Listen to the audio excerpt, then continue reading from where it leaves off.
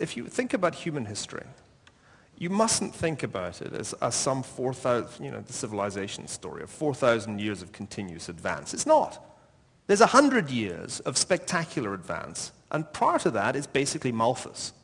Most of human history involves people engaged in subsistence agriculture. Most of organized, civilized, recorded human history is people engaged in subsistence agriculture being exploited by tiny elites. It's only with the Industrial Revolution that the possibility exists through technology, but also through technology, right? But my case is made. I got my butt in, but, please, technology allied with major and inexplicable gains in labor productivity that may or may not have nutritional... read Greg Clark's book. Have you read The Farewell to Arms?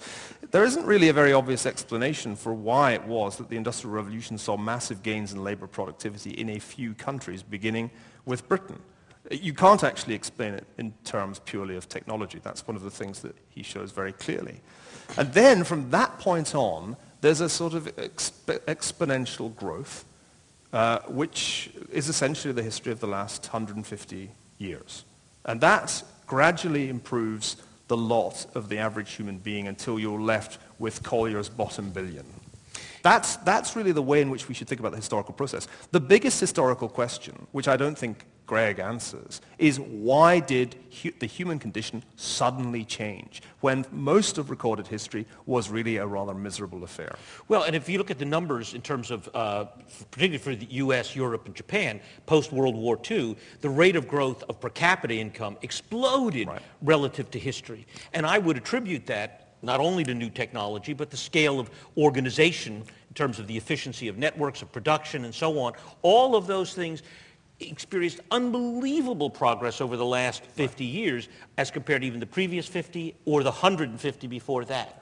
So, we're on an accelerating trend, not a decelerating trend. But you assume, Peter, and here is our profound difference, that that trend can be projected forward. Whereas it seems to me this phenomenon that we're describing is just an historical anomaly. And it would be really very surprising if it were continued. In fact, it's almost certainly not sustainable over the next 150 years. So that's the big